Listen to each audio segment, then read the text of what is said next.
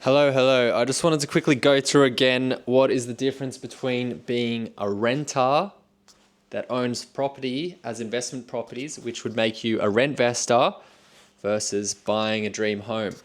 So I did this video a little bit ago, a few days ago, but I just wanted to do it again and added a few things just to make it a bit more clear. So if you're a couple making 180 grand combined, you can buy $1 million property. That would be a $900,000 loan you'd be using.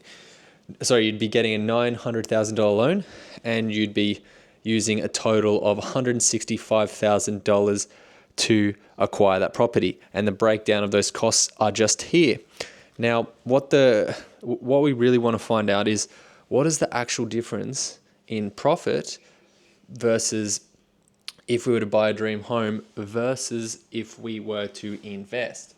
And this is the difference. So the cost of owning the dream home, if you were paying interest on it to the bank, the cost of owning the dream home would be $70K.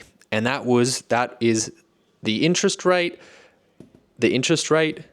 price per year, $55K, plus a very conservative. We're really leaning towards the home ownership here. We want to be friendly towards those guys. Property ongoing ownership cost is $15K. Very conservative. Home ownership is a lot more than that. But anyways, council rates, insurance, CapEx, maintenance, that's all what that cost is. And yeah, so basically, what's the other option?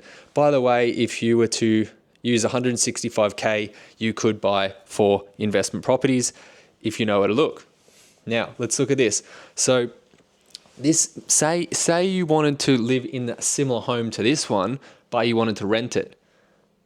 You could probably rent it for $35K.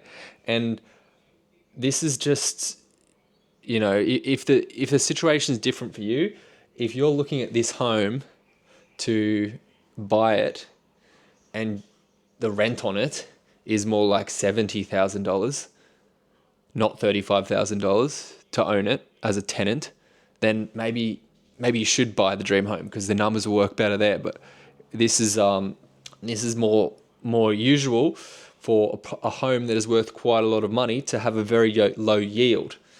So that's the same home that you could buy for $1 million will most likely rent out for $35K. So we're investors, so we're just going to rent and pump all our money into investments.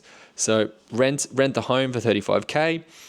You buy 4 investment properties for $270K. As I said, 4 investment properties for $275K. You can get them for $165K. I'm serious. Anyways, moving on. Annual growth rate 5%, making the total property value is worth just over $1 million. You're making $54,000 a year in capital growth. You minus off the $35K rent. That brings you to a net position of $19K. Now, I skipped over this a little bit, but your capital growth on this property is higher. It's not 5% like these investment properties. It's higher. I'm really leaning towards home ownership here. 7.5%.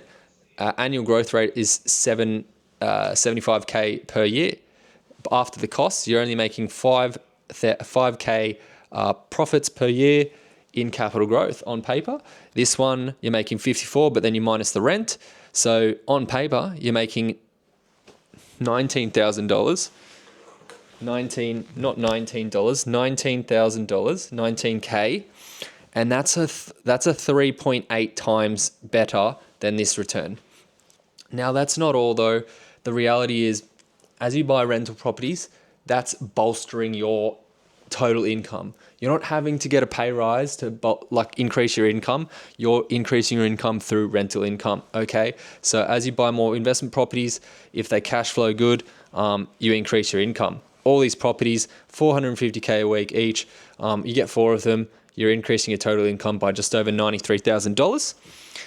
That would mean if you had $180,000 to start with, your total income would be $273,000.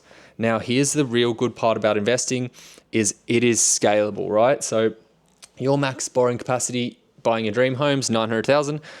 when you're increasing your income to 273K, you're increasing your borrowing capacity